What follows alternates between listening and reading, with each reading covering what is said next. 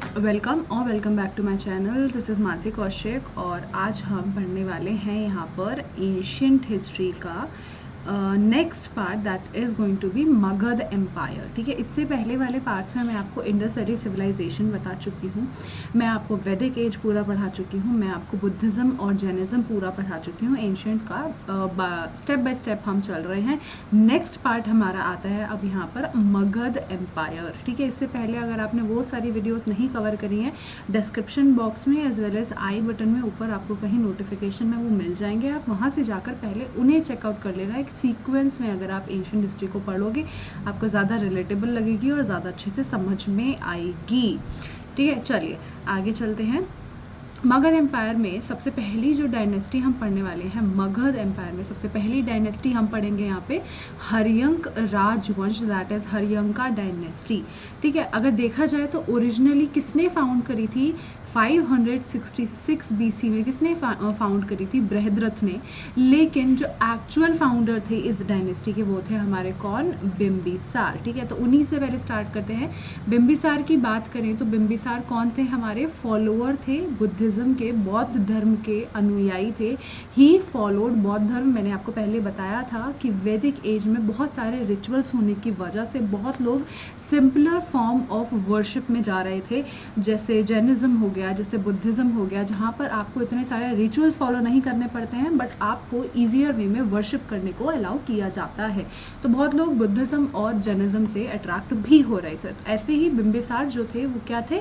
Buddhism के follower थे। अब उनके बेटे का नाम क्या था? अजात शत्रु उनके बेटे का नाम था। अब इसके बारे में देख लेते हैं। नेक्स्ट आ जाते हैं अजात शत्रु। अभी ये देखो हर्यंक राजवंश ही चल रहा है, हर्यंक वंश ही चल रहा है। अब इसने क्या पिता की हत्या करी और उसके बाद इसने वहाँ का जो राज्य है वो उस पर कब्जा कर लिया, सिंहासन पर कब्जा कर लिया। ठीक है, अब इसने यही किया है तो देखना कर्मा होता है ना, इसके साथ भी यही होगा।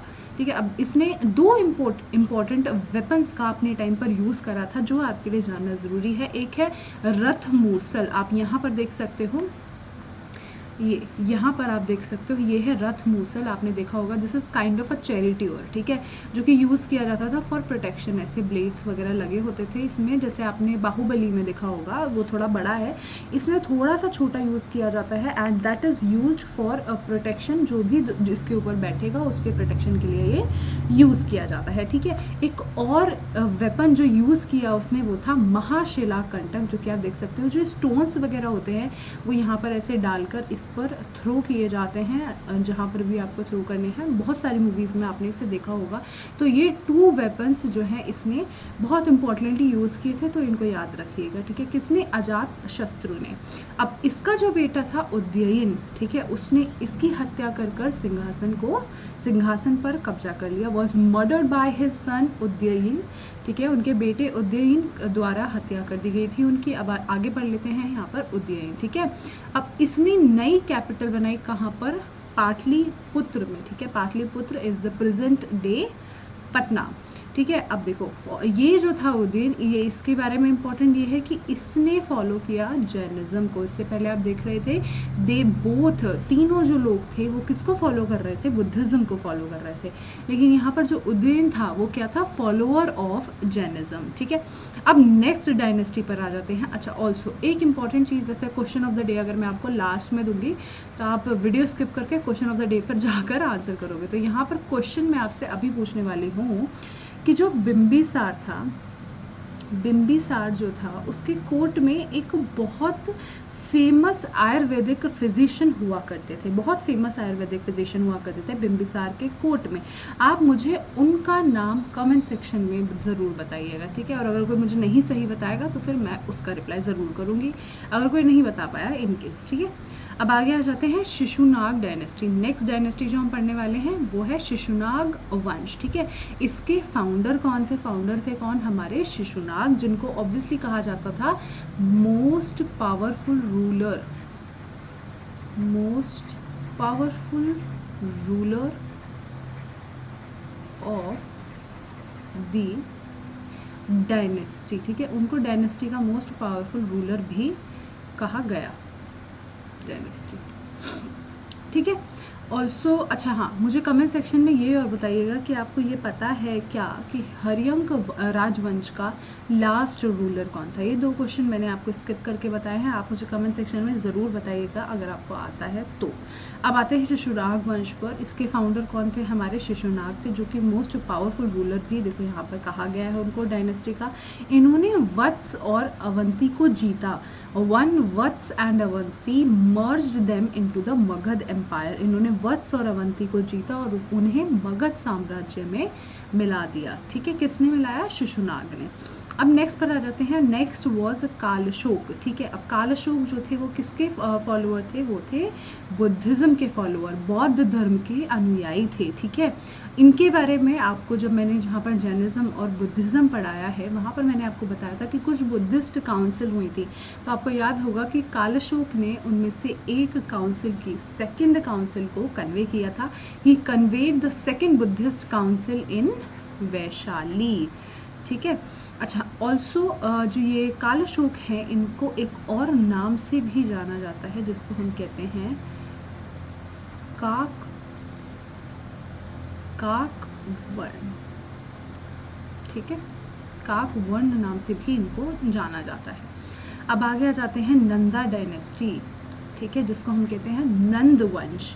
इसके फाउंडर कौन थे? महापद्म। आगे आ जाते हैं हम यहाँ पर नंद वंश पर, that is the Nanda dynasty.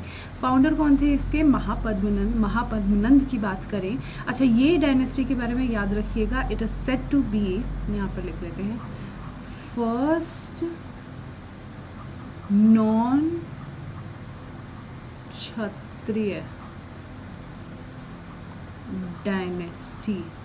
ठीक है, पहली नॉन क्षत्रिय डायनेस्टी थी। ठीक है, कौन थे ये? ब्राह्मण्स थे। ठीक है, फाउंडर कौन थे इनके? महापद्मनंद। महापद्मनंद की बात करें तो ये इनको और क्या कहा जाता था?